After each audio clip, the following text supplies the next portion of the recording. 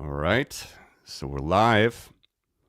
I have a special guest today, everyone. I'll just keep talking here for a second as people join in, but just a little intro here. Obviously, Joe, some people like to join my stream for.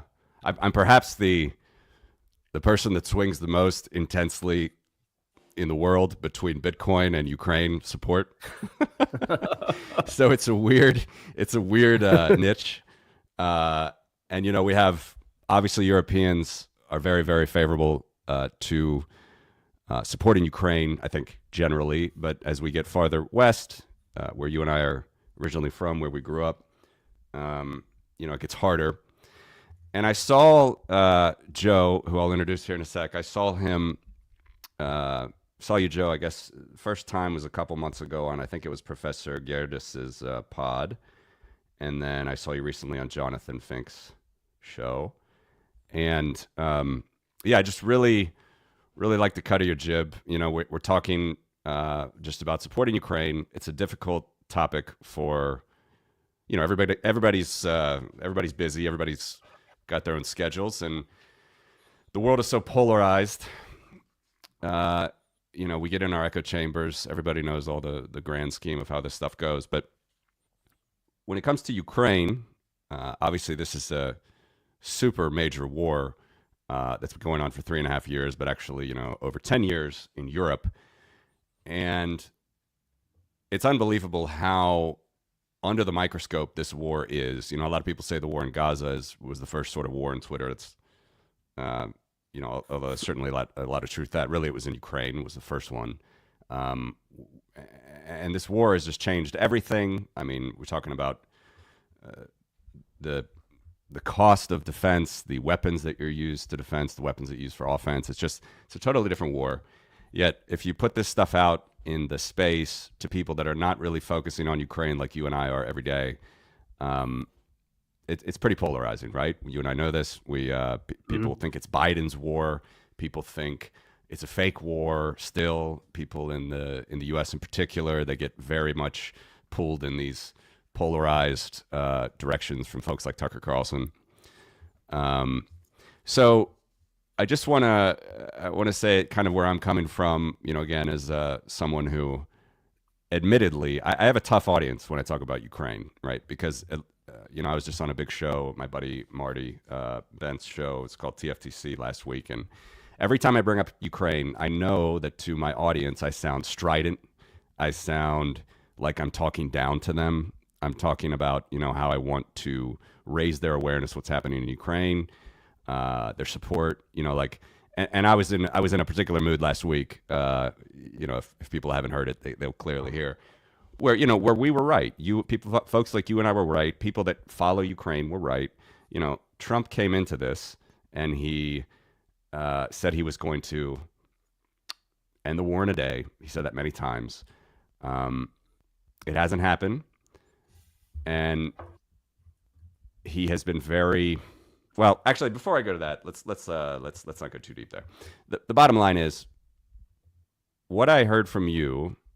And I'll finally say hi here in a second, and maybe you can tell us a little bit about yourself to my audience as we start to stream in here. But what I've heard from you is like a balanced view. It's something where obviously you're trying to reach across the aisle. This is not, this should be bipartisan in the American context.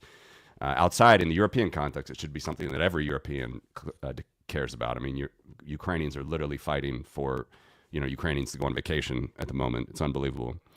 But your view has just been really nice in my mind because you're trying to reach across the aisle. You're trying to not talk down to people. You're trying to not be strident, and I think that's hard today when this disinformation space, which is coming at us so strong from the Russian side. So, with that having said all that, welcome to the show. Thanks for coming on. It's nice to meet you, and maybe you could just tell us a little bit about what you're doing in Ukraine.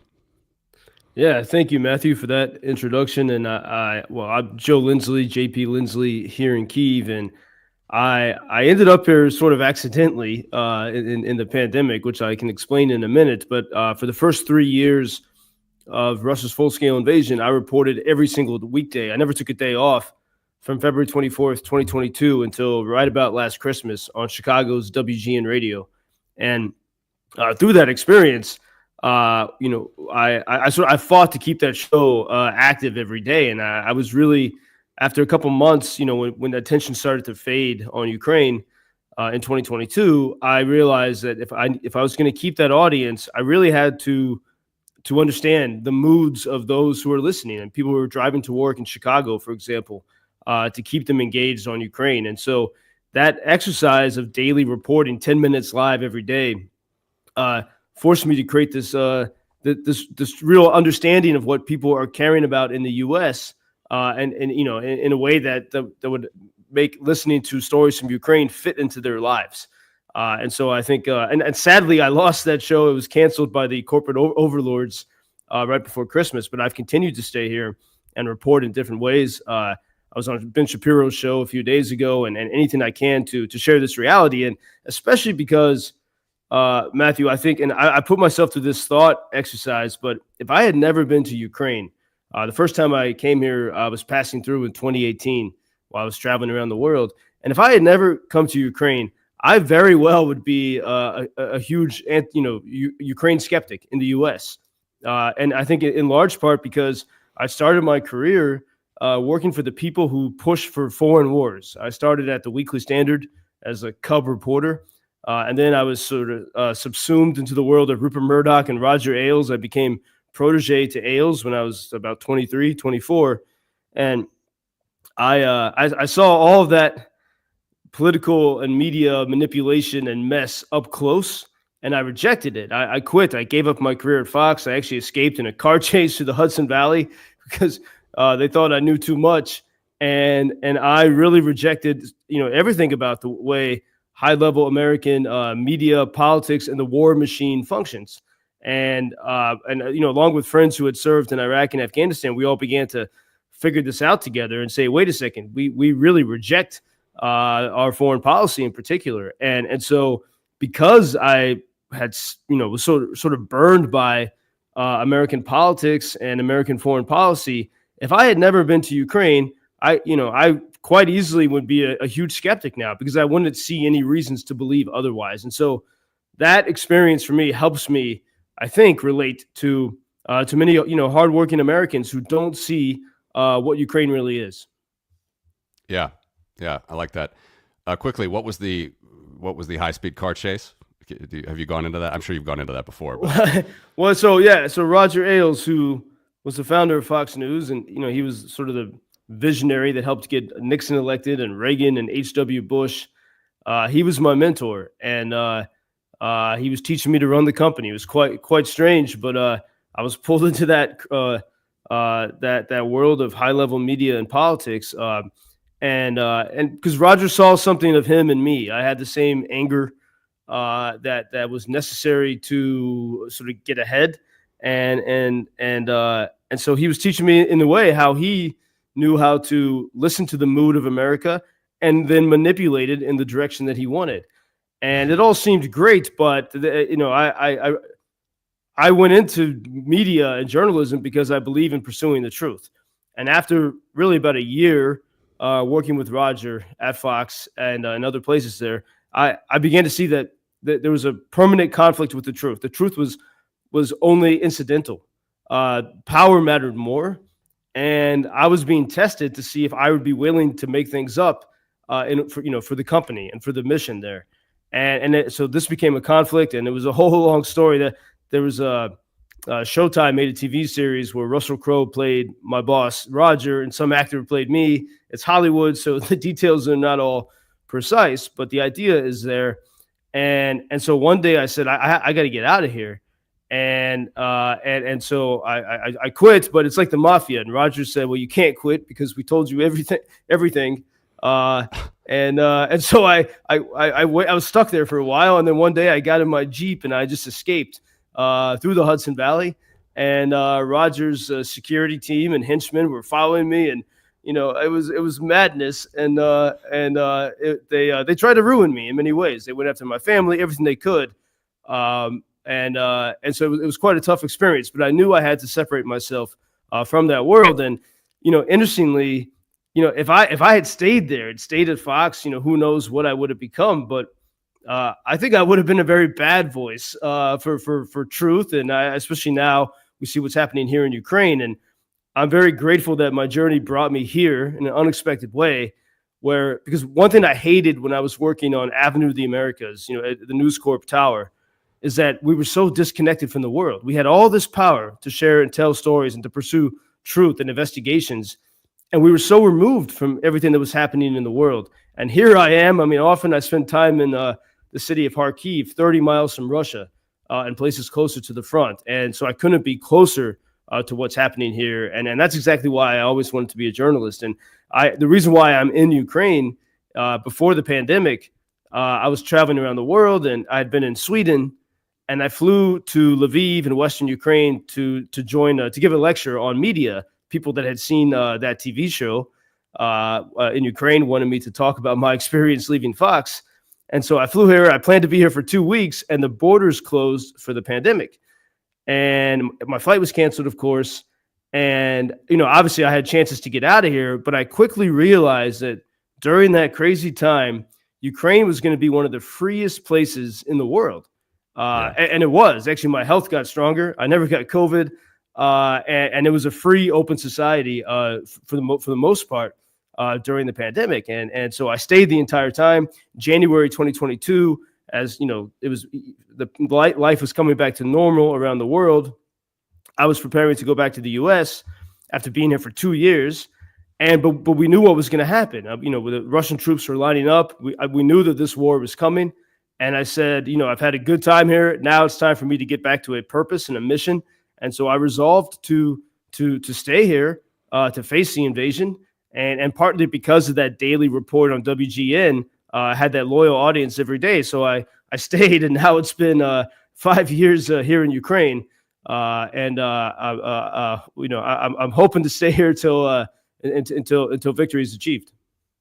Yeah, wow, that's so interesting. I'll have to check out the documentary or the film or whatever it is, but it sounds a little bit like Scientology. There wouldn't let you go, and there's a lot of there's a lot of this Kool-Aid going around. And so let's just bring it in right away then to what I kind of want to focus on to start is sort of the way that you're trying to approach people across the aisle or both sides of the aisle, particularly in the United States.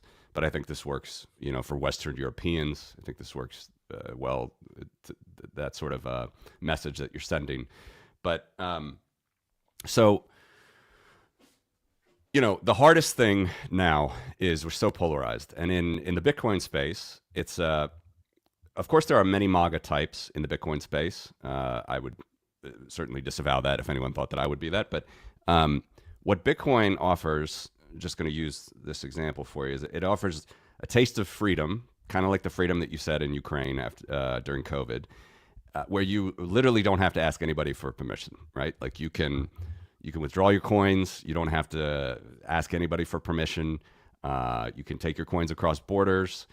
You can have your coins in your mind, or you can have them backed up in multiple places. You can do all sorts of amazing things with Bitcoin. This is not going to be a show about Bitcoin, but there's a lot of freedom in Bitcoin. There's also a lot of disinformation to people outside of Bitcoin, because even the name of my show is called Crypto Voices. I've had it for years.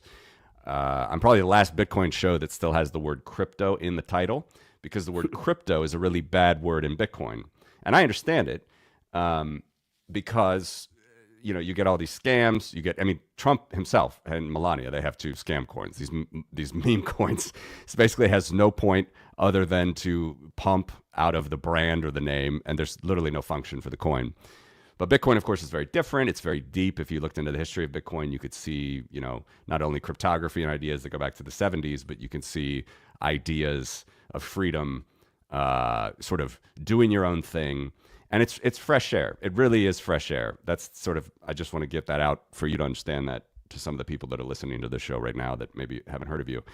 But what I saw with what you were saying on these shows was really important, because There is a lot of cheerleading in this war, and there's a lot of Democrats, I think, just supporting Ukraine for Ukraine's sake. I'm not saying I don't welcome their support, but it's just, we now have a Republican administration. We now have a different direction for the country. The country, regardless of what you think about America, it's the hegemonic gorilla in the world, certainly militarily, and that's even been proven more after the last 3.5 years of the second best army in Russia's invasion of Ukraine. So what have you been trying to do, again, to sort of reach out to people that I'm interested in speaking with? And how have you been talking about, I've heard the example of Burisma. Maybe we can go through that. I think that's a good one. We could talk about anything, but I'm just curious sort of what your strategy has been as of late to try to bring, the crew around that's just not part of the typical Ukraine fan base, and frankly, we just don't know about it, don't want to learn about Ukraine. Yeah, well, I think, and I like the crypto analogy because people can not know about. They can have a perception. You can have a perception of something, and you think you know about it, and you're sort of biased against it until there's something that changes your perspective. And I think this is very critical, especially now this week. I mean, right now, we're expecting an announcement today on what Trump is going to do. Is he changing his policy on Ukraine? And what I've been saying to everyone here in Ukraine is that no matter what is announced today, it's important. You have to help Trump make the case to MAGA, because I think, Trump as president can see what is at stake, and he can see the potential of Ukraine, but he still has to make the case to the American people. And that's why he's president, because he listens to the people. And, and this is something I because I sort of had been in that world, I came from that world. I deeply listened to, those who were skeptical about Ukraine, because I know that, so many American, especially conservative Americans, if they came here, and those who do come here, love this society. Like the city of Kharkiv, which I mentioned, there's a reason why I go there a lot. I mean, it's pretty scary a lot. The Russians bomb it pretty much every night with drones and missiles, 30 miles from Russia. And by day, it's a lovely city. It's got lower crime than Los Angeles or Chicago. The kids walk to school on their own. The parks are clean, and it's full of entrepreneurs. And then this is such a wonderful society. The churches are crowded, especially if you go to Western Ukraine. I don't think you'd find a more sort of actively Catholic place in Europe outside of the Vatican besides Lviv, Ukraine. And no one sees these stories. And I realize the reason why is because Americans have some blinders based on a rightful distrust of Washington. And so my focus has been on helping to remove these blinders by reporting the facts and the truth. And, I know that every time, for example, every time someone like Lindsey Graham or John Bolton says they support Ukraine, I cringe because, because they were such cheerleaders for Iraq, whatever they say, I understand why Americans say, I'm going to do the opposite. And it's the same with some of the Democrats that wave the flag for Ukraine. And so, but I see that the cause of Ukraine is separate from those guys. And so that's why I take, for example, was I report very often, this notion of Burisma. When I go in a lot of MAGA podcasts and I debate with people in a cordial way about Ukraine, and I realize at the core, the biggest obstacle to believing in that anything good about Ukraine is this one word, Burisma. And I think this would resonate with your audience probably because everyone has heard the story, that Joe Biden's son made money from Burisma. And people think, because everyone from Tucker Carlson to the BBC calls Burisma a Ukrainian company. And so the narrative is, okay, well, Burisma was Ukrainian and it paid money to Hunter Biden. And so no wonder Joe Biden sent billions of dollars to Ukraine. And that okay, if that was all true, then I would understand the skepticism. But the extraordinary fact is, which the Democrats don't want to report, and which Republicans don't want to listen to so far, is that Burisma is actually Russian. And I think, as I've seen when I explain this story to people, it doesn't make them all of a sudden supporters of Ukraine, but at least they start to see that this is not what they thought it was. And it's really extraordinary events. In 2014, Ukraine had its revolution of dignity. which, as I know it, it was like the Ottawa truckers protest times a million. It was not a top-down CIA created thing. It was a grassroots movement. I know so many people who were part of it. I was there You were as a there. CIA agent. As a CIA agent, of course. With Victoria Nuland. Yes, handing out cookies. No, I was not doing that. I was just visiting friends. I have lots of friends in Ukraine, and I was there. It was incredible to see. Incredible. Yeah, I think, and it's hard for people to believe that, there could be such a successful movement, and I think that's why people are skeptical of it.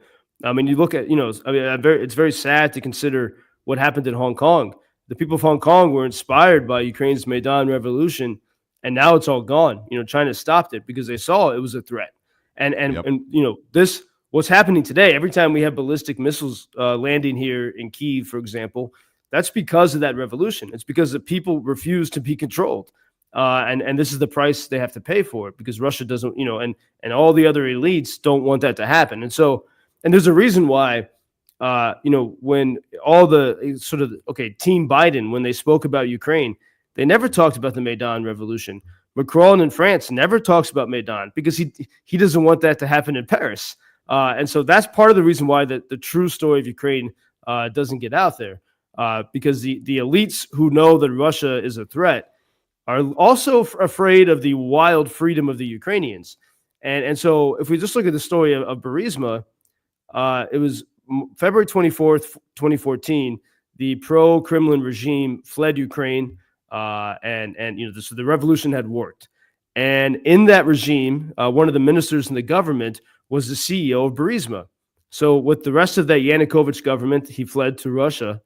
And it was from Moscow a few weeks later that he hired Hunter Biden and his business partner, Devon Archer, from Moscow. And this was actually Devon Archer, who Trump has now pardoned, notably, said this in congressional testimony in 2023. He said, you know what? He said, I never thought about it, but the day I met with Burisma's CEO in Moscow was the day that Putin took Crimea. And Burisma was part of the pro-Kremlin regime that the Ukrainian people kicked out in 2014. And that regime, along with the Kremlin, was trying to get back control of Ukraine. And so what is one of the first things they do? They hire the son of the vice president of the U.S. And at the time, Joe Biden, was very different from when he was president. He was sharp. He was in charge in many ways of Obama's foreign policy. That's why he was there. And so the Kremlin is now, their buddy is paying Joe Biden's son. And what does the United States do when Russia takes Crimea? Despite the obligations of the Budapest Memorandum, nothing. And so at the very least, this should open a question and an investigation. What Biden was paid by Moscow, and Biden in 2014 did nothing to help Ukrainians. And then as we look at, during the Biden presidency, and I think this is very important, when I talk to people close to the White House today, they look at Ukraine as unwinnable. They don't see the potential of Ukraine. And my argument is, well, that's because you only see the Ukraine that was restricted by Joe Biden. And because time and time again, from 2022 until the end of Biden's presidency, he restricted Ukraine. When Congress finally approved the bipartisan aid package in 2024, Biden took months and months, to send that aid. A lot of it he never sent. He even waited until the hurricanes hit southeastern U.S. to release some of the aid. And the headlines made it seem like that was new money. And so I understand why Americans were so frustrated. They thought all this money is going to Ukraine. Again, most of it wasn't money. It was a valuation of old equipment. And the Biden administration was never honest about that. They never gave Congress a victory plan. And it's very interesting to note that, for years, Joe Biden's son was making money from Burisma, yes, but Burisma that had fled to Moscow is really the crux of it. And I think one of the most notable things, Matthew, that a lot of people have missed, Jake Tapper of CNN with his book, looking into the Biden administration and who was really in charge, Jake Tapper has been reporting that Hunter Biden was in many ways the de facto chief of staff to Joe Biden. Hunter Biden, who had never been to Ukraine, he worked for Burisma from Moscow. He had Moscow whispering into his ear. He was the closest guy to Joe Biden when Joe Biden was making decisions on Ukraine. And so you can wave the Ukrainian flag all you want, But if you prevent them from winning, whose side are you really on? Yeah, that's wonderfully laid out. So many things to touch on there, but let's finish the thread on Burisma, because I've had this question myself when you brought it up. I haven't listened to all your interviews with the MAGA podcast, but it's great that you're talking to them. I imagine a question that they would still have is, well, you said that Ukraine was changing, less corrupt, going to be different, but there's still this company Burisma that's Russian owned, operating in Ukraine, and they're still paying Joe Biden's son, quite infamously. Of course, all that changed in 2022. But how is your explanation of how it sort of went along, right? Because it's a long time from 2014 to 2022. Obviously, Russia had an active campaign. There's a lot of disinformation what they were doing there. People were acting like Russia never broke a ceasefire. They broke, depending on your count, like 100, I don't know, anywhere from 50 to 200 ceasefires during that time. And people talk about the Minsk Accords and all that stuff. I'm bringing it, I always get on these tangents, so let's not talk about the Minsk Accords, but just about Burisma. How do you sort of explain from a Ukrainian's perspective how they've been trying to solve the Burisma problem internally, because there were still, that was still going on inside of the country of Ukraine, was it not? I mean, from 2014, it was from 2014 to 2022, they were paying, the vice president's son at the time, and it eventually only fully sort of the corruption there ended after the full scale, right? Well, so the moment when Burisma started paying the vice president's son, and firstly, Burisma is registered in Cyprus, so it's a Cypriot company, and it was Ukrainian in the sense that the That's CEO right. of the company was Minister of Ecology, which is not corrupt at all, during the Yanukovych regime, and then he was a deputy minister of security when the revolution happened here. But Burisma only hired Hunter Biden after its CEO and the entire Yanukovych government left Ukraine and fled to Russia, and they were out of power. They were trying to get control of Ukraine and its resources once again. So it was from Moscow. Hunter Biden never came to Kyiv. It was from Moscow that Hunter was hired, and Burisma had major energy assets in the Crimean Peninsula, so they benefited from Putin being able to take that. Burisma benefited from Joe Biden as Obama's foreign policy guy in 2014, doing nothing to help Ukraine. Only sending basically MREs, not sending weapons. Joe Biden, who allowed Russia to he removed Trump's, when he became president, removed Trump's sanctions on Russia for the Nord Stream pipeline. And so it's Right. at least should be a question. And no one has really asked that question because it's so easy to associate Burisma with Ukraine.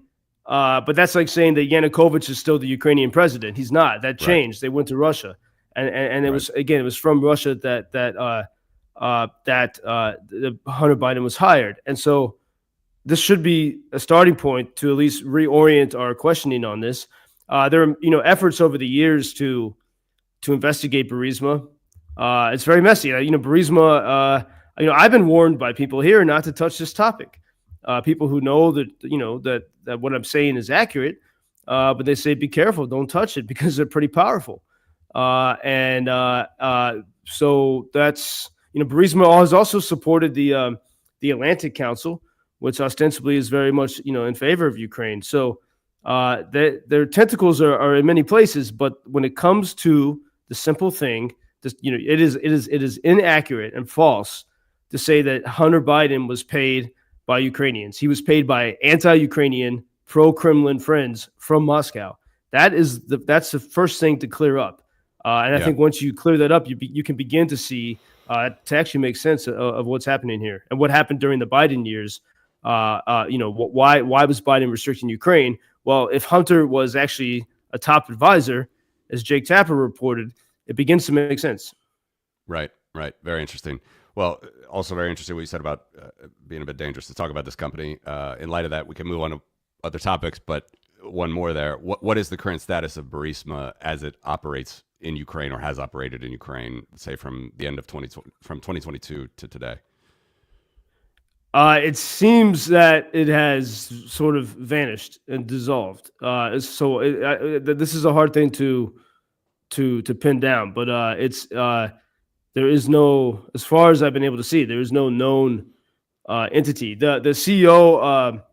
When remember the famous video of Biden saying, bragging that he had told the Ukrainians, you don't get aid if you don't fire the prosecutor. That prosecutor allegedly was Trump. No, Biden said this in sorry, when right, Biden right, was vice. yeah. So because it's funny because that what everyone accuses Trump of doing in that phone call with Zelensky was actually what Biden did. Right. On the other side of this, and actually, Matthew, another thing that everyone misses: 2 or 3 days before that July 2019 phone call between Trump and Zelensky.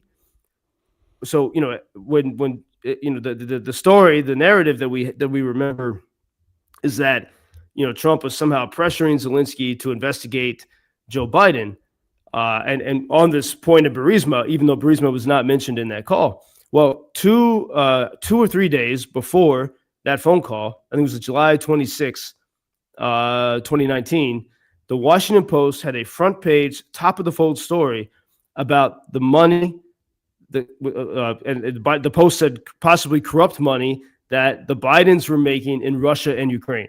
That was the Washington Post headline.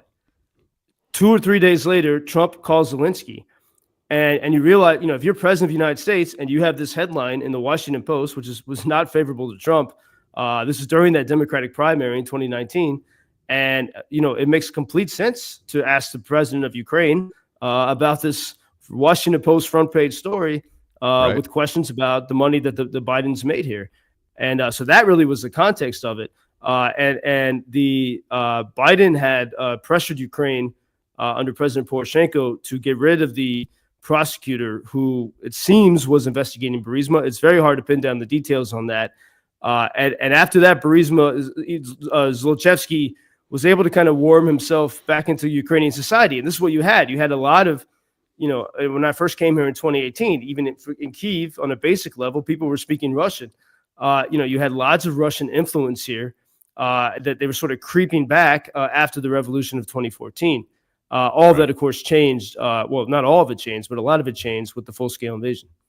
Yeah. Okay. Interesting. Yeah. And I think it's a good example of, look, I live in the Baltics here. My listeners know American Latvian heritage, and we've gone through this as well, right? We were part of the Soviet Union. The Baltics in particular, which is a little bit different than Ukraine and Belarus in particular, when you talk about the Soviet Union context, is the Baltics had free constitutions. They had governments. They had a national polity. In Lithuania's case, for hundreds of years, almost a millennia even, in 800 years, you can say. And in the Latvian Estonia's case, at least independently from post-World War I. So we had something to fall back on. We'd always wanted to be, obviously it was, no matter what, the Russian disinformation is coming for us, by the way. And so I can already warn you that whatever happens here with Ukraine, the next step for them, for sure, they're already doing it, is to try to get more pressure on the Baltics. But anyway, it was very hard in the 90s. And there were a lot of these discussions that are happening right now in Ukraine about getting more, getting corruption down, getting more Western-oriented values, corporate charters, courts, all these things. That was happening in the 90s in the Baltics, and it was very difficult. It was far from painless. There was a lot of, there's a lot of corruption. There was a lot of grifting, and there, you'd have just crazy stories about, they had these things called the KGB bags, where basically the Soviet times, you'd basically tell on your neighbor or your comrade in some Soviet enterprise that, to try to get ahead. And it was very cutthroat and very bad. And obviously it's not how Western rules operate. No matter what anybody wants to poo-poo on the West is just a billion times better than this. So the point is, I've seen it. I know exactly how it happens. And the Baltics have pulled away as fast as we could in the 90s from the Soviet Union or Russia. But then Ukraine is doing that now, and I think as Sergei Plokhy has written about many times in his great book, this it really was a revolution in 2014. The first one was in 2004, also against Yanukovych, if people don't remember. But in 2014, it was really, they took it to the end. They took it. It burns me up when people act like this is some sort of NGO coup, or this is the people in my space, right? They think it's an NGO coup, or like you said, Victoria Nuland handing out cookies. They just don't understand how serious it is to get away from the Russian way of life of absolute just despair and disinformation. So having said that, I think the example of Burisma, I just want to get this point across. The example of Burisma that you said, I think is a very, very good one. And it's a microcosm of many companies that happened this way with Russia. It's a microcosm of just, Ukraine and Belarus even more. But these were two countries contrasted to the Baltics that did not have free societies in the interwar period between World War I and World War II. They tried, they were smoked out by the communists. The communists took over, and that was that. They just did not have it. They could not take it over the edge. And so it really wasn't until 2014 where things started to happen. And with Burisma, it's just a perfect example. And there are many, many more companies like that where people need to understand that, I'll just make one more tangent and then I'll get back to you. In especially now in our online presence, people go to the extremes, right? In the Bitcoin space, there's a lot of hardcore libertarians. A lot of them just hate the government. I'm going to go around the government, whatever. But there is a reality in our world that, Thomas Jefferson said, trade with everyone, treaties with no one, or maybe it was Ben Franklin. But that's just a different world now. I mean, a nuclear loaded missile can get to the United States from Europe in whatever it is, 18 minutes or 22 minutes. So it's just not a world. It's not a world at all where you can just say trade with everyone, alliances with no one. I mean, NATO, no matter what anybody says, I know that NATO's sticking around. I know it's a tough days for NATO with the way that the U.S. role is playing. But this is just something that I think is very hard for people on the right, even people on the center right. They're just so sick of the foreign wars, as you said. They're so sick of it. And it's the worst time. It's the worst time for them to feel fatigue because they have this wonderful European country of 40 million that has fought tooth and nail. They're in their 11th year of a war for independence from an entity that is just not going to stop. They're never going to stop. There's no start date, no end date. You have to defeat them, whether it's militarily, whether it's in whatever we call the hybrid war outside of the military, dealing with all of their hybrid attacks and attacks in the Baltic Sea and the Black Sea and the Mediterranean. So it's a constant battle. And so I think having said all of that, you really have a good message for these people that are just fatigued. They believe in the values of liberty, freedom, but they just don't see that Ukraine is doing that. They might just hear Ukraine and they just think Biden's war, corruption, Burisma. So again, I'm just repeating my points, but I've really enjoyed the way that you're approaching this. I think it's very good. People don't want to be talked down to, and I have trouble with that too. I know, like with Bitcoin, I'm totally cool and chill and just let it be. But with Ukraine, I know that I sound strident if I'm talking to a hostile audience. So, Yeah. So how are you approaching it? Well, one, I'll say that, and I understand the stridency too. For example, the past 10 days here in Kyiv, there were two nights that I thought were the end. The most recent was it last Wednesday when for almost 3 hours we nonstop. There was not even maybe more than 2 seconds when you did not hear the Iranian designed drones buzzing and exploding and ballistic missiles for almost 3 hours. Every second was filled with that. It was absolute and pure hell. After a night like that, or during those moments, you're going to be angry. And this applies even to the President Zelensky. This explains a lot of the emotions that people in the West see from Ukraine. People, that attack went on all night, and also the week before, the Thursday prior to that. And nevertheless, at 8 o'clock in the morning, I'm at my regular coffee shop. No one has slept. Everyone is still showing up. There's no mental health day. There's no snow day for these attacks, but everyone is exhausted. And so in those moments, you tend to be more strident than I was. I was even texting friends in Washington quite angrily. But generally, I realized that that's not going to be effective. And you, what like here's I don't even I don't like the word disinformation, because I think in that word is contained a disrespect for the Americans, and it sort of twists a little bit what Russia's doing. That there's this idea, among European elites and some Americans in the media, that disinformation is just saying something that's false, and idiots believe it. That's not what it is at all. And if you tell someone, if you're trying to convince someone of something and you say, well, you just simply believe disinformation, you are actually insulting that person's intelligence and their integrity 100%. And that's what the Russians want us to do. The KGB tactics, this idea of reflexive control theory, which goes back to the early days of the KGB, which the Russians still are very good at practicing, knows how to manipulate people's justified emotions. And so in the case of, Americans are rightly frustrated, I believe, with the war machine and the failed wars in Iraq and Afghanistan. By the way, Matthew, the past 2 years were the most profitable years for the U.S. defense industry in terms of foreign weapons sales, because the longer this war goes on, the more countries in Europe get afraid, and the more they see the weapons that work in Ukraine, but then the more they want to buy weapons themselves. And actually, the forever war is the goal of the defense industry. That's not what Ukrainians want. They want to win and make this not a forever war. But the Russians know that they listen to that American mood, which is a righteous mood that's frustrated with the system, and they plug Ukraine into that. And so the trick of disinformation is not just saying, sort of saying lies, but it's first understanding a legitimate and justifiable mood in America. And so if you're countering that, you also have to respect that mood, and which I can do because I share that same frustration, that same skepticism of Washington. And one thing that I've said to people in Ukraine that, I wish when President Zelensky met with President Trump in the Oval Office, imagine if he had said this, Mr. President, we know that the American people are sick of Washington, both the Democrats and the Republicans. They don't trust the Washington establishment. And you know what? And this is what I wish Zelensky had said.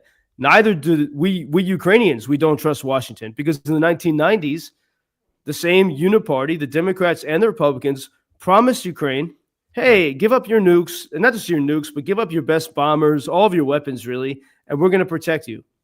And so not only has Washington lied to the American people about Iraq, about UFOs, whatever you want to say, not only has Washington lied to the American people, but Washington has lied to the Ukrainian people. And there you can start to see the real commonality, sort of the mentality of Ukraine's revolution of 2014. And so that's I think it's an honest way to do it. And I think it's the only way to break through the Russian grip on these narratives. The starting point has to be listening to the mood of the American people.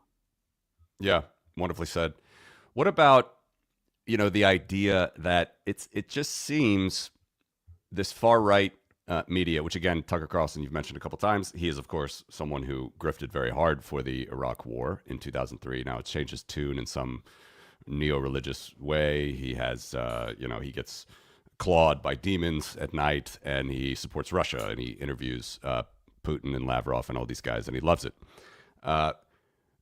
I think it's hard. Like, for me, I have no problem, and I will say it because I know so much about both societies. That is, well, even three, let's say Ukraine, Baltics, and Russia. I have no problem painting the darkness around Russia. Like, literally, a quarter of the country doesn't have toilets. They have high HIV rates, some of the highest abortion rates in the world. They're not the traditionalist country that Tucker puts out there. But if I would go negative on Russia, which in my view is the only way. I mean, every single Ukrainian is negative on Russia. It's hard for an American to see that. They're kind of like, well, okay, they're both corrupt. They're both terrible. I'm not going to support them. How do you go there? And why do you think it is that Russia, that someone like a Tucker obviously is the perfect example. Is he just doing it for clicks that he supports Russia so much that he goes to Russia, that he interviews Putin and Lavrov? Why do you think Russia gets such an unbelievable pass in the becoming this traditional value country that everybody on the right in America needs to support. Well, in the case of Tucker, I knew Tucker personally, and it's hard to figure out what he's after, and I don't know. Even knowing him personally, I'm a bit mystified on this. I do think part of it is, this reflexive mood. Okay, well, if these guys support this, if these personalities stand for Ukraine, I'm going to do the opposite. But I think on this, why? So Russia, again, the KGB mentality. They listen to the mood of America, and they know what buttons to push, and they know Americans are longing for some sense of culture and tradition. And so Russia tries to fill the gap on that. And they can do it quite easily because no one tells us the story of Ukraine in a positive sense. I mean, even the CNN and BBC, and, they don't understand culture and religion. And so that's why you never see reports about, in Lviv, Ukraine, during Easter time, people don't say hello. They say Christ is risen in Ukrainian, Christos Voskres, in the shops, in the cafes. It is that deeply religious, and that story never gets told. On the other side of Ukraine, in Kharkiv, where the Russians did a lot to destroy religion and culture, there's a revival of faith and tradition that's happening in this wartime. And I mentioned what a lovely city Kharkiv is, even though it's so close to Russia, even though it gets bombed all the time. And when Brett Baer of Fox News went to interview President Zelensky. Tucker interviewed Putin. I think this is 2023. I'm not sure. I think it was 2023. When Tucker interviewed Putin, Ukraine's response was to have Brett Baer interview Zelensky near the front line. And Brett stayed in a hotel in Kharkiv City. And I know this because I know lots of people. It was 2024. 2024. I remember. Yeah. And that's right, 2024. And I know a lot of people there, so I kind of knew what he was up to and where he stayed. And he stayed at the hotel. He never left the hotel except in the armored convoy to go do the interview. If he had left the hotel, he would have seen a few blocks away from there, one of the most beautiful, clean cities in Europe, full of life despite the war. But he never saw it. And so in his report, and sort of the packaging of his interview with President Zelensky, he described how he took an armored car from Kyiv to Kharkiv, a nation under siege, under curfew. Yeah, he arrived at 3:00 in the morning, so of course it was a curfew.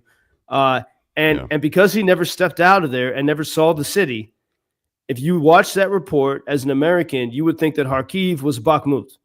You would have no reason to see anything else. And I think this even applies to people in the White House. Like, everyone assumes that people have the information that we have. But, you got stacks of intel, a lot of things to sort through.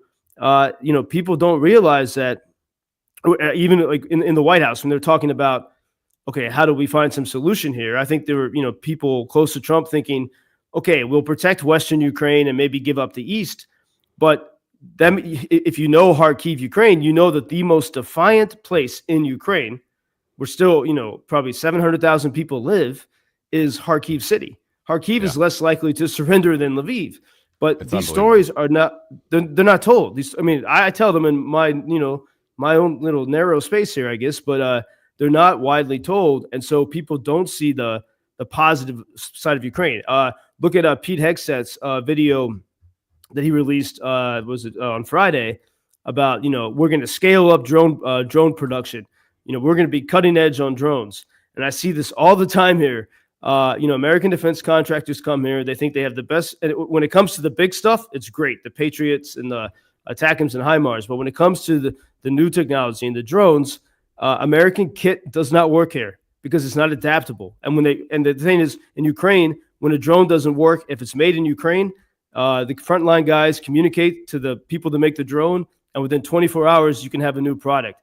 America is not ready for that whatsoever. But I know for a fact that Pete Hegseth and people in the White House are absolutely unaware of the rapid innovation in drone technology and electronic warfare that's happening here.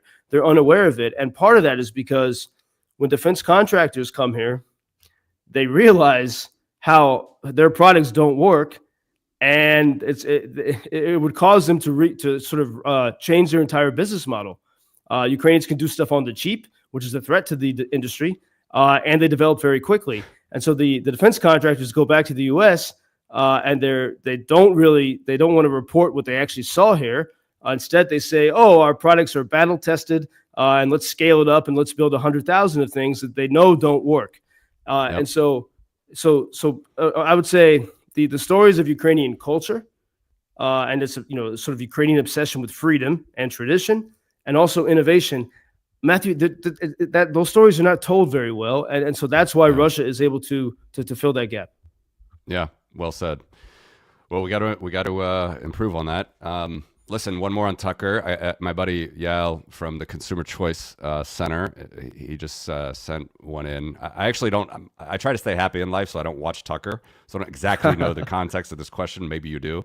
He says, waiting for the thoughts on Tucker Carlson's contracts and quote contacts with certain dictatorships and what it says about alternative media in 2025. So I guess that's actually just a general question. Do you know, obviously he's friendly to Orban. There's a lot of questionable things going.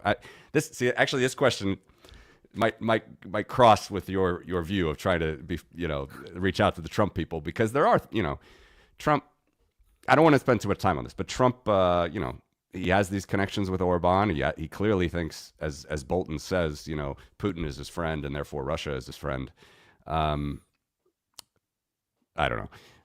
Let me see what else he asked. Yeah, if you have any thoughts on that. There's questions of who pays who always, but you're right. It does cross with my approach because I prefer to address the arguments on their merits, or the attempted arguments on their merits, because I'm not arguing with Tucker. I'm speaking to people who listen to Tucker, and so one of the things that Tucker says all the time, and that there's no religious freedom in Ukraine, and which is absurd. I mean, more people go to Orthodox, and there are stats on this. More people go to Orthodox church. Like taking any given Easter Sunday in the past years, more people are in Orthodox church in Ukraine than in Russia. The Russians don't go to church. It was totally broken by the Soviet Union. And that's why in Western Ukraine, you see religion is more active. They were able to resist during the Soviet times. But in the East, in places like Kharkiv and Dnipro, religion was broken the closer you get to Russia. But this is a very vibrant place. The only the sort of the kernel of truth that the Russians and Tucker take to manipulate it is that after almost 2 years of full-scale war, so it took a long time, the Ukrainian government finally started to make moves against the Moscow Orthodox Church, which is not recognized by the Ecumenical Patriarch in Constantinople. It's in schism with Orthodoxy. That point is never mentioned. And it is led by a former KGB, or you could say current in a way, but former KGB agent. And this is the church that was recreated by Stalin to spy, to exert pressure on the people. And now, just as the Chinese are buying farmland near American military bases, the Russians do the same with the Moscow Orthodox Church throughout Europe. We just did a report there in Sweden overlooking sensitive power plants and military facilities. There are Orthodox churches in the middle of nowhere where there's no Orthodox population, and so but Tucker has manipulated this, and notably he'll have guests on his show. Like there's a famous Catholic bishop, Robert Barron, who's very close to the Trump White House people, and they go on the show and they never challenge Tucker. And this is what it mystifies me. I mean, J.D. Vance is a convert to Catholicism.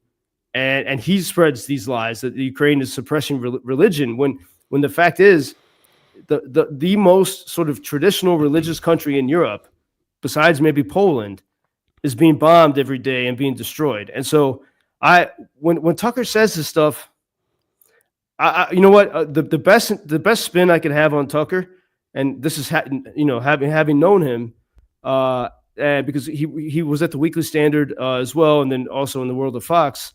Is that he's lazy and doesn't do his reporting at all. That's the best. That's the nice interpretation I can offer. So, Yeah, yeah, interesting. I would just second that again. I mean, there was a great report on France 24 English channel just recently about the same one of the churches in Sweden. One of my buddies in Sweden actually goes to one of those churches as the Bulgarian run. They try to be infiltrated many times. The Bulgarian Orthodox Church doesn't have any connection to the Russian, the Moscow Patriarch, and and it's such a simple knee flex reflex knee jerk reaction from these libertarians or hard right wingers. And it allows them, the thing is, it allows them to not think about the fight that Ukraine is really having, right? It's like, oh, well, they don't have freedom of religion there. I've heard it for years, Joe, for years, and I really try to not tune into these guys, but there are these, pretty loud libertarian voices now, folks like Dave Smith. He said it for years that Ukraine doesn't have freedom of religion, and that's because apparently he's some unbelievably consistent, principled libertarian, and he can just make a statement like, "Oh, Ukraine doesn't have freedom of religion. You better work on that. By the way, you're a corrupt country, and your war is not a just cause." Like, it's really incredible, and I myself am working on ways to break through to these people because I know. Going back to what you're trying to do as well, some of this, the strategy is they're tired, they're fatigued, they don't want the forever wars, and they just think, Ukraine is like another war. One of the things I always try to say is, if you were against the Iraq war, and look, I didn't serve, I was in school at the time, I didn't serve, but, I had friends that served, and some of them, were supported. Some didn't after coming back. And for me, I was never supporting it. But whatever, I'm not Monday morning quarterbacking it. But if you are, or if you change your mind, you don't want a war of invasion. I mean, even George Bush said so much that the war was a mistake after he was well out of office. So if you're against a war of invasion, I just do not see how you cannot be vehemently against a Russian war of invasion of a country that just wants their freedom. They're religiously tolerant. They're free. They truly are free. I mean, if you love being free and not having COVID mandates, you should love Ukraine. There are just so many layers to this. If you love Bitcoin, there's a lot of Bitcoiners in Ukraine. I know. There's so many layers that really work, but it's hard. It's really hard to break through. And I don't know. I don't know what other strategies you have. I think there's another. I mean, everything you say is true, but I think. There's still, Americans even, they'll say, okay, that's nice, but why is it my business to care? And I say this to Ukrainians, in January of 2022, I was here and, Americans, who paid attention were telling Ukrainians, hey, you're going to get a full-scale invasion. And people didn't want to believe it. And I remind Ukrainians of that because I said, if you can think about in January 2022, your own skepticism, when Russia already was occupying part of your country, that Russia has hated your guts for centuries, that they've tried to control your freedom as individuals. Russia's about the state, and Ukrainian has always been this horizontal society. And, like Tocqueville, what he wrote about in America, that's here in Ukraine. And so Ukrainians, knowing all those things, still didn't want to believe that Russia would be a threat. So, and I say this to Ukrainians, remember your mentality then. And then how do you expect someone today in Topeka, Kansas or Malibu, California to give a damn, when they're across the continent and an ocean and another continent? Why would they care if you didn't care in January 2022? And if you can realize that, you could maybe find the key to persuading people far away that this does matter, that they need to wake up. And I think, I think this is where some people like Alexander Stubb, the president of Finland, is very good about this, but talking about what Ukraine offers, not only that it's something that should be defended because it's right and just. I don't think that's going to work for people initially. Those people for whom that argument works already support Ukraine, but there is a very material benefit argument that Ukraine has the largest army in Europe. Just as Ukraine needs support, which maybe we're going to hear about in a few hours from the U.S. On these incredible weapons in the U.S. The U.S. needs support on, for example, drone technology and drone warfare. And, it is drones that have enabled Ukraine to hold the line while they've been waiting for the bigger weapons. They can let them push the Russians back. We can go into detail of that now or sometime later, but there's a real benefit that Ukraine can offer. And then there's the trickiest thing is the counterfactual. But this is important to consider. If the Maidan Revolution had not happened, if Ukrainians had allowed themselves to be controlled by Russia, then here's the situation we would have today. You would have the largest country in Europe, Ukraine, with incredible natural resources, with incredible human resources. During the Soviet times, the engineers, the nuclear engineers, the top warriors, the top military guys, all came from Ukraine. So if Ukraine had chosen to be governed and controlled by Moscow, now we would have a situation where Beijing and Moscow, and a little bit, with Iran, would have this incredible asset of Ukraine to do whatever they wanted to Europe and the West.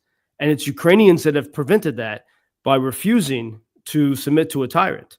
Ukrainians have refused to give their lives to be used by Beijing and by Moscow against the West. And that part of the story really gets missed because it's hard to see how much worse things could be if Ukraine didn't have a President Zelensky, or the Ukrainian people, because it's not about the president, it's about the people. If Ukraine was like Belarus, because it'd be much stronger than Belarus, and it would be a huge threat to the West. And Ukrainians refuse to be that type of threat. Yeah, well said. That's unbelievable. And even more, I think, just to tie up what you said at the beginning, because that confuses people too, about how Ukrainians were ambivalent or just didn't want to believe the threat in January, February 2022 and end of 2021.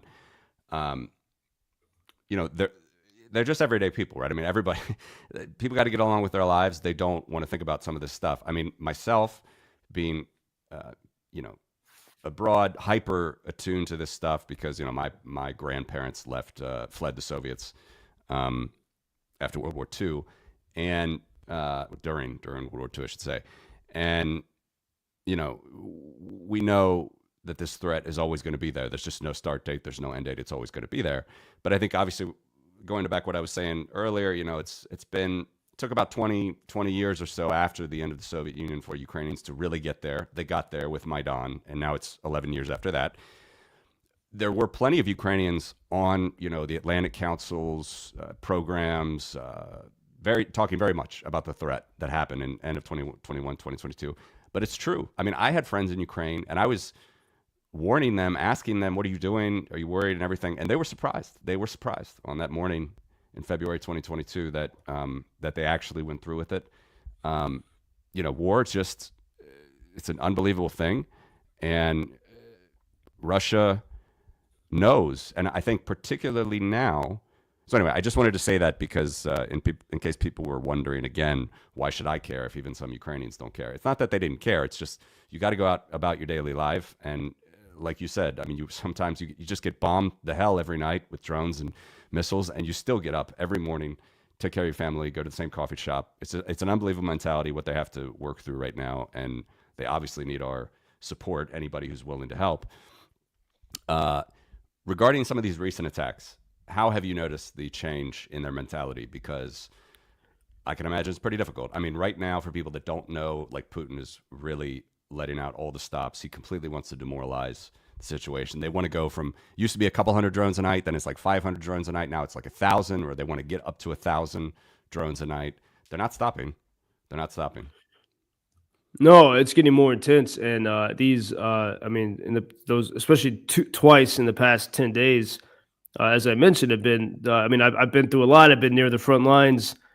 It's been the scariest attacks. Even people that are, sort of hardened veterans, were very much uneasy. I mean, it sounded like Kyiv. It sounded like Kyiv was being destroyed with ballistic missiles and drones, and again nonstop for hours.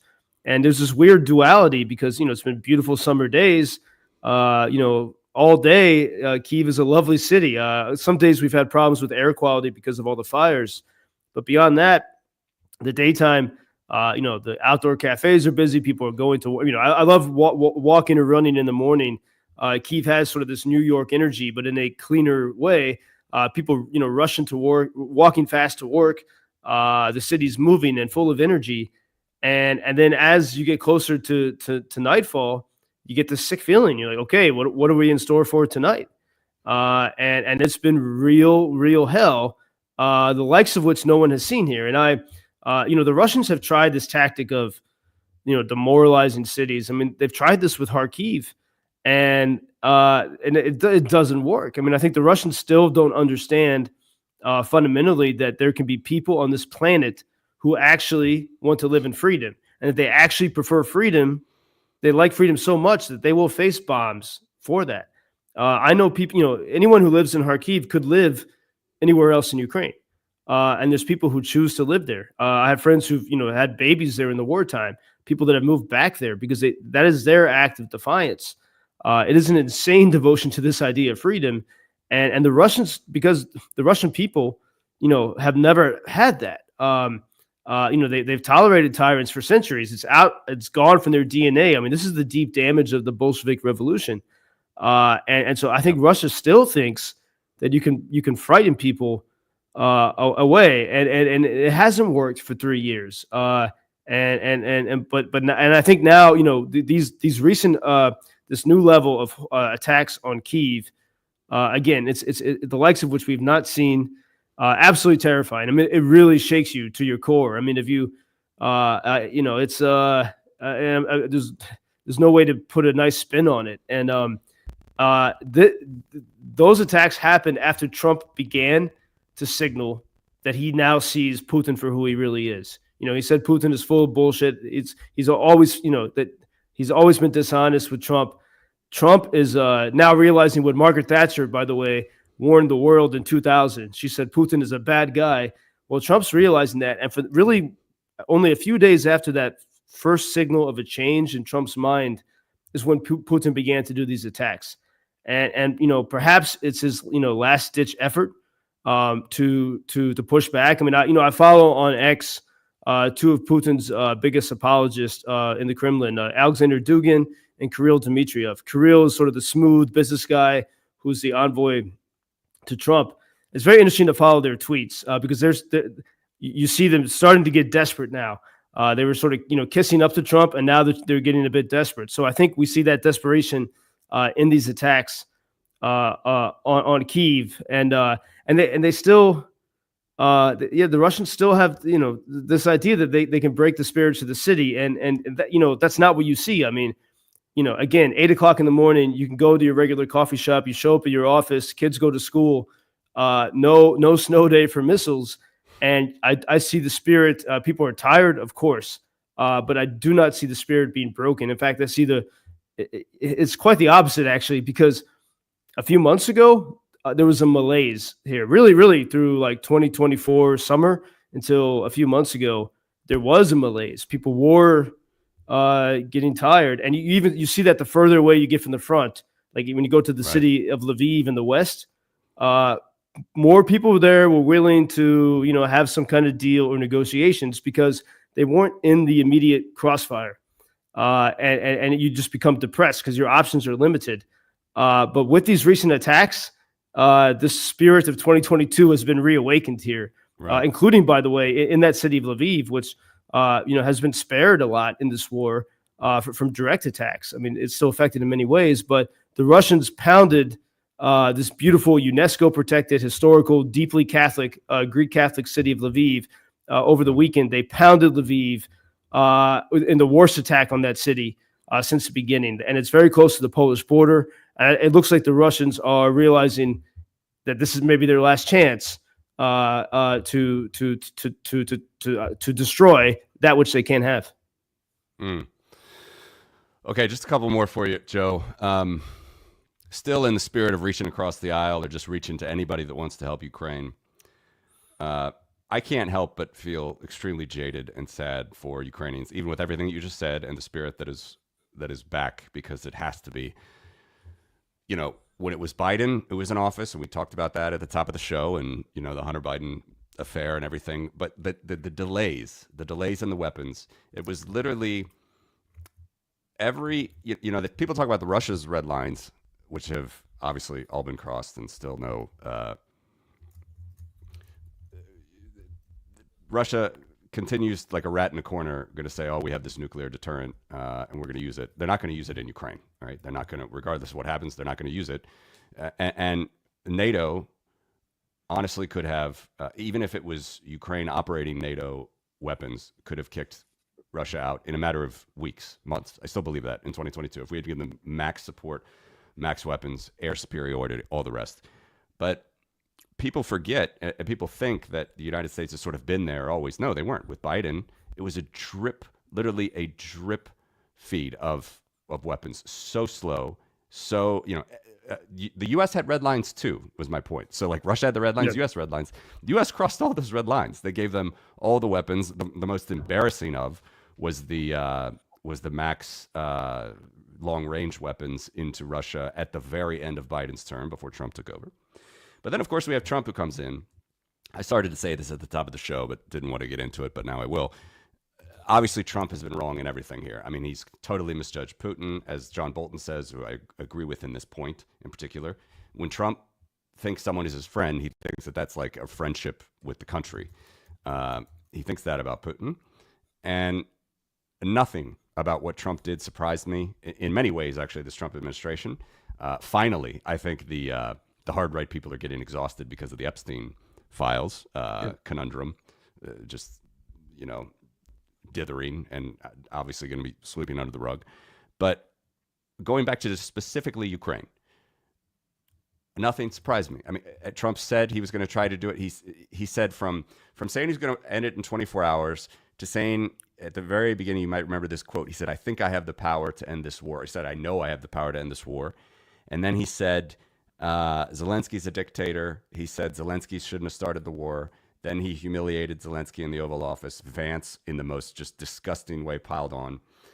And then the same thing. I mean, it was the 2 weeks. It's like the coder, it's going to be done in 2 weeks. So that whole thing went through. We've done it now. And okay, we're on a quicker time frame with the Biden administration.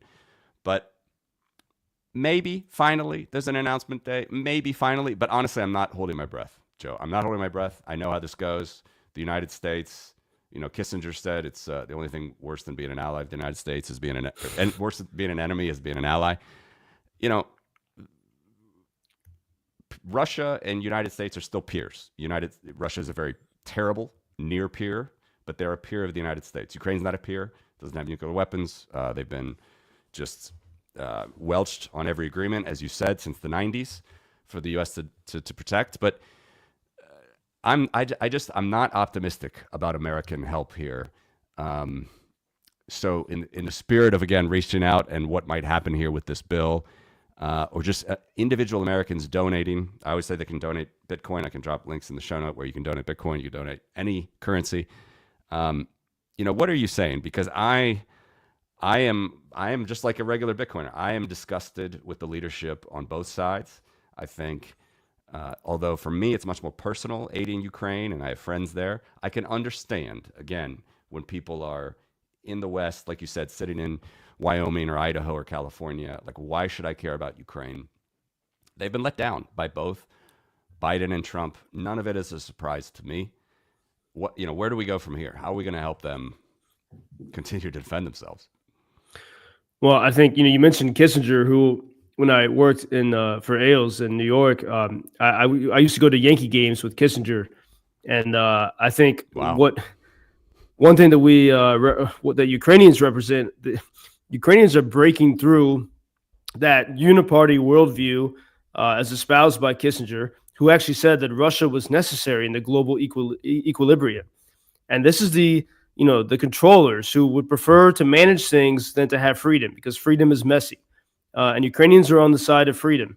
And so, and this is what I think when Americans realize that, they'll want to stand with them, because if you oppose the Kissinger school of foreign policy, then you would side with the Ukrainians. And I think this is, and I tell, whatever announcement happens today, I tell Ukrainians, don't be complacent, because, it's just words. As we know, we've had words going back to the Budapest Memorandum, the Biden administration.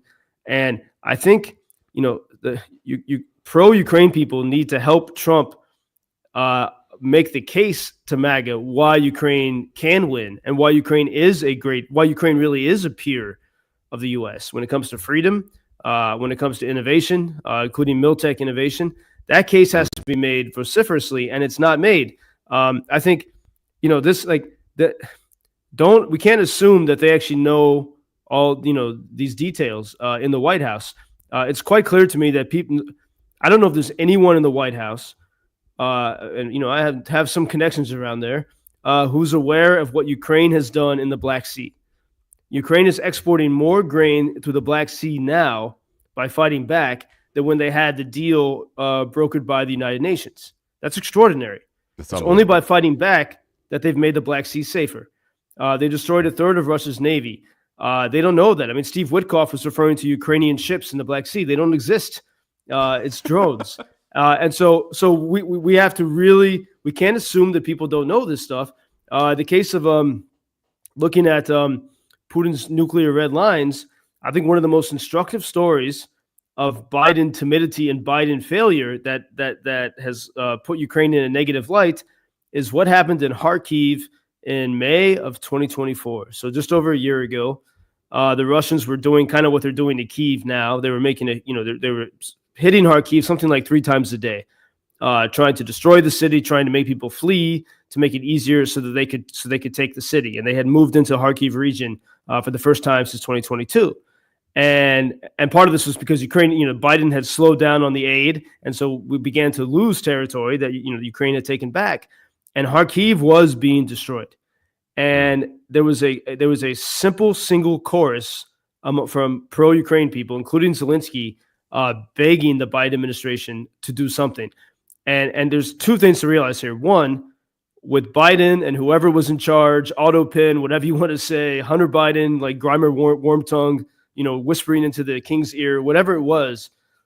With Biden, you could beg for help, and if there was enough public pressure, a little bit of help would arrive.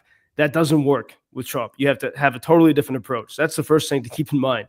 But Ukraine and the world was imploring Biden to let Ukraine use American weapons to hit Russians on Russian soil, because Kharkiv is so close to Russia. If you didn't do that, Russia could attack with impunity. I mean, basically, the Biden administration and Jake Sullivan had created a safe space for Russia to attack, because Russia knew that no one was, that they were, they could not be hit with any powerful American weapons, and so they could do it with impunity.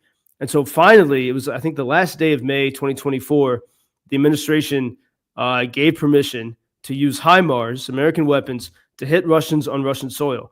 This was probably the biggest nuclear red line from Putin. If you look at all of the threats he's made, this was it, the biggest one.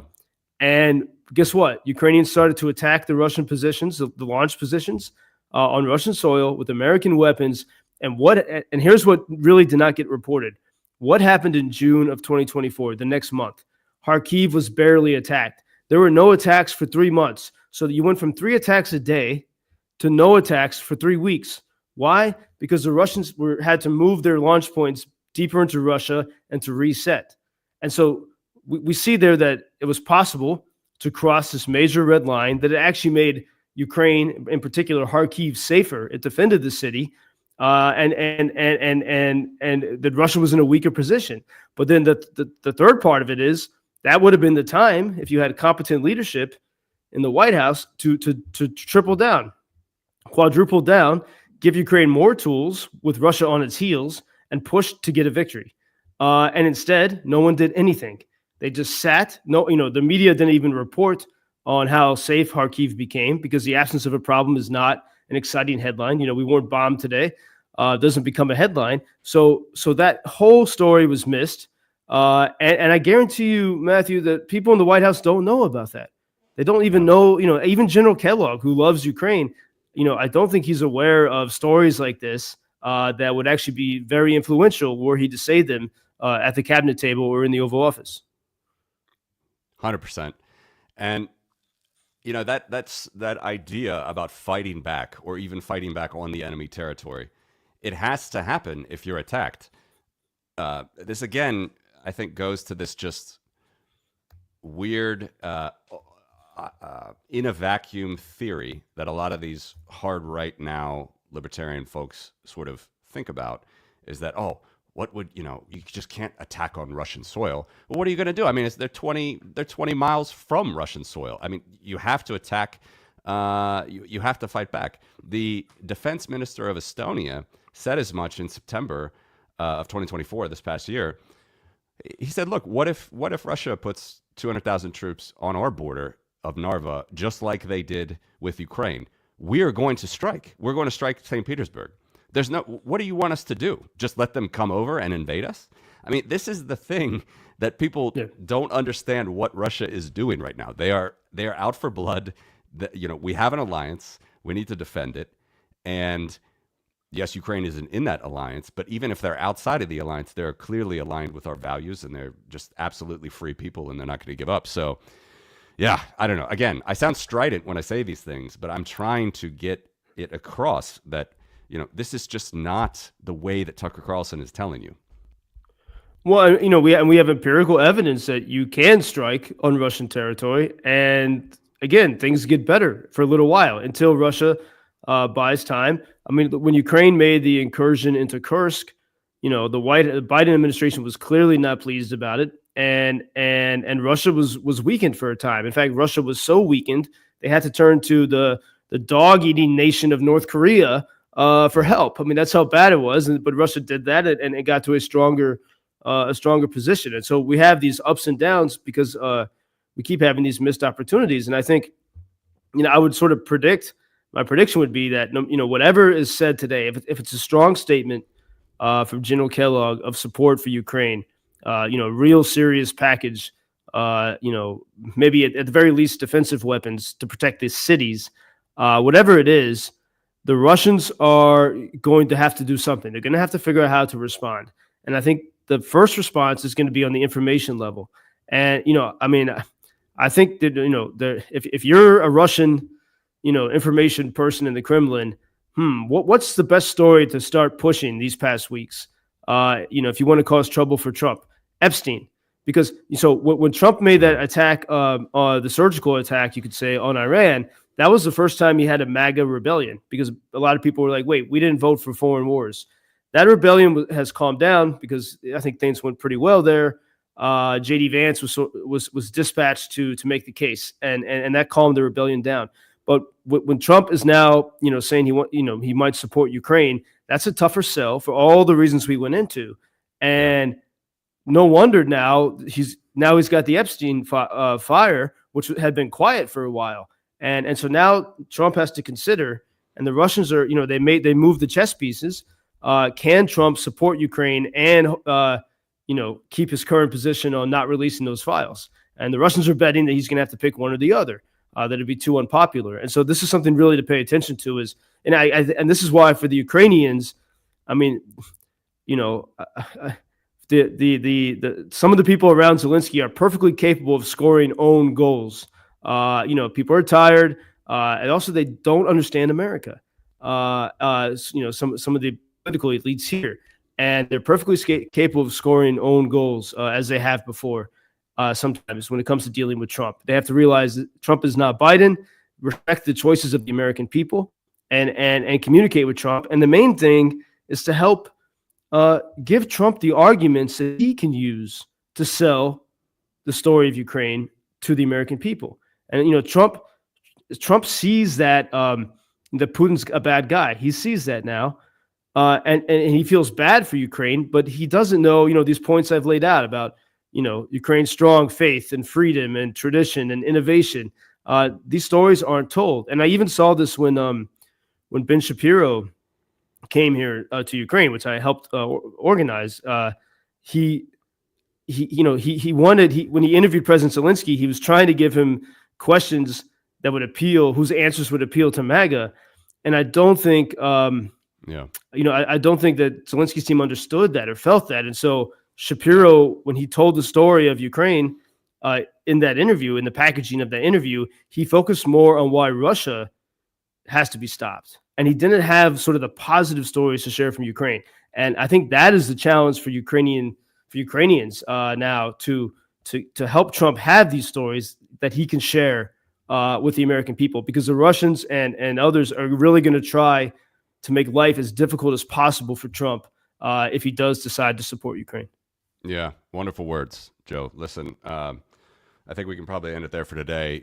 Any other final thoughts? Any other final recommendations? Any places to go to donate? What you're doing? Where to follow you? Yeah, well, Matthew, thanks for this conversation. You can follow me at JP Lindsley here on X and on Instagram, and as well as YouTube. Put a focus on X and Instagram at JP Lindsley. And my team and I are reporting every day, creating videos, helping people to understand some of like the Burisma perspectives, the innovation that's happening here. So especially if you are in favor of Ukraine already, we try to provide a lot of resources that you can share with people to help them understand what's happening here. And and I welcome tough questions and criticisms at any point. So I'm committed to staying here. To every time I decide I want to take a break, there's too much happening here. So I'm committed to staying here. Especially these next weeks and months to try to help people in America understand what is really happening here and what's at stake. So at JP Lindsley on X. And then if you want to support us, you can go to my website, howaboutfreedom.com, howaboutfreedom.com, and support our effort. Thanks for this conversation. Do you accept Bitcoin? We do. And then, but you know what? That function might be broken on the site. We were hacked, and it was this is something I need to sort out this week. But so this is a good reminder to do it. I can help you with that, and I'll put you in touch with smarter coders than me can help you with that. Definitely. Great, because I lost my website, and so we just rebuilt this sort of temporary one while we focused on lots of other stuff here. But I think like everyone here, I mean, my team and I, Ukrainians and Americans and Poles and others, we also are all, when we can, we're buying drones and drone enhancement devices for our friends to the front. So we welcome support for sure. Howaboutfreedom.com and at JP Lindsley. And I'd appreciate the Bitcoin advice. No, we'll put it in the show notes and everything. No, but Bitcoin's getting around. I mean, it's freedom money. When I was in Maidan in 2014, there are QR codes everywhere. They're accepting even then. And Bitcoin is a very young currency. It was only 5 years old at the time. So, Ukraine's freedom movement is actually, you got to talk to some Bitcoin geeks to fully understand it. But it's been a part of it in the whole time. And it's I've donated lots of money in Bitcoin to Ukraine, and it's just no one's going to stop you from donating to do that. But you do have to take care of the keys, take care of the funds, so we can put you in touch with some people maybe to help you there as well. So great. Well, thank you, Matthew, for this conversation. Yep. Yeah, Joe, thank you so much. Really like the cut of your jib. I really appreciate everything you're doing, and I really respect it. And thanks for talking, and let's definitely do it again sometime. 100%. I look forward to that. Thank you. All right, Joe. Take care, man. From Kyiv. Bye. Bye.